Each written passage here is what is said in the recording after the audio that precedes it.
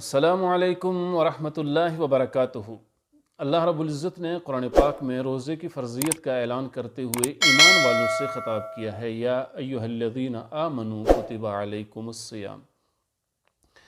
قرآن پاک میں کہیں اللہ رب العزت پوری انسانیت سے خطاب کرتے ہیں، یا ایھا الناس، اور کہیں پورے کافروں کے ساتھ خطاب کرتے ہیں، یا ایھا الکافرون، اور بہت سی جگہوں پر تقریباً 89 جگہوں پر اللہ رب العزت نے ایمان والوں سے خطاب کیا ہے۔ اب بحیثیت مسلمان ہمارے اوپر لازم ہے کہ کم از کم ہم یہ ضرور قرآن پاک میں دیکھیں، اتنا وقت ضرور نکال کر دیکھیں کہ اللہ رب العزت 89 مرتبہ جب ہم سے ایمان والوں سے خطاب کرتے ہیں تو ہم سے وہ کیا تقاضا کرتے ہیں۔ تو مفسرین کے مطابق بیشتر مقامات پر جب اللہ مومنین سے خطاب کرتے ہیں تو اللہ رب العزت نے تقوی پر زور دیا ہے، اتقوا اللہ حق تقاتہ، اسی طرح اتقوا اللہ آمنوا وبرسولہ، یعنی گویا اللہ رب العزت تقوی کے پر زور دے رہے ہیں ایمان والوں سے۔ چونکہ رمضان میں روزے کی فرضیت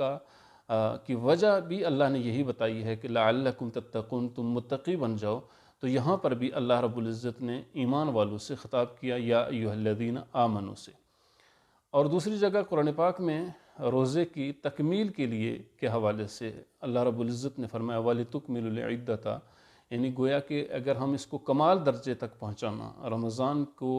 مکمل کرنے کا مطلب یہ ہے، کمال درجے تک پہنچانے کا مطلب یہ ہے کسی چیز کو کمال درجے تک پہنچانا صفات کے ساتھ، اور تمام کرنا کسی چیز کو وہ اجزاء کے اعتبار سے ہے کہ مکمل یعنی تمام کر دیا، پورا کر دیا گیا۔ لیکن جب تک تکمیل کا مطلب آئے گا تو صفات کے ساتھ مکمل کرنے کو تکمیل کہا جاتا ہے، کمال درجے تک پہنچانا۔ تو روزے کا کمال درجہ کیا ہے؟ اس کے لیے فرمایا گیا ہے کہ 4 چیزوں کو چھوڑنا لازم اور ضروری ہے۔ اب روزہ ایک انفرادی عبادت ہے، ہمارا دین جہاں انفرادی عبادت پر زور دیتا ہے وہاں اجتماعی سوسائٹی کو قرآن و سنت کے تابع کرنے کی بھی ترغیب دیتا ہے اور اس پر زور دیتا ہے۔ تو وہ ادیان جیسے یہود و نصارہ ہیں وہ تو کہہ سکتے ہیں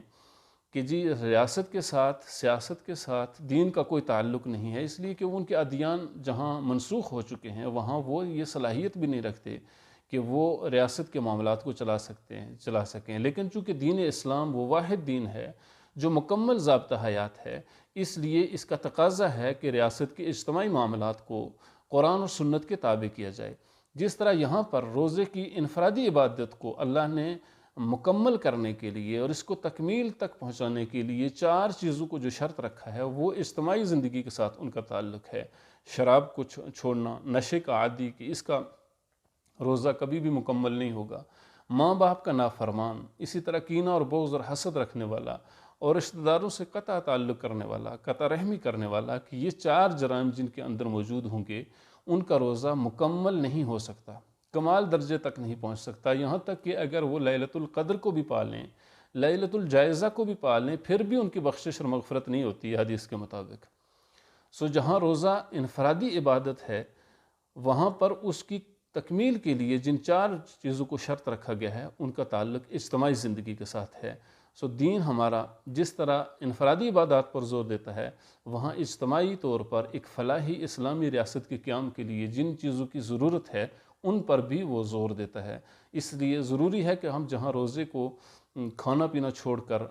پورا کرنے کی کوشش کرتے ہیں وہاں ان 4 چیزوں سے بھی توبہ کر کے اپنے روزے کو کمال درجے تک پہنچائیں تاکہ وہ تقوی کا اور دارین کی سعادتوں کا ذریعہ بن جائے۔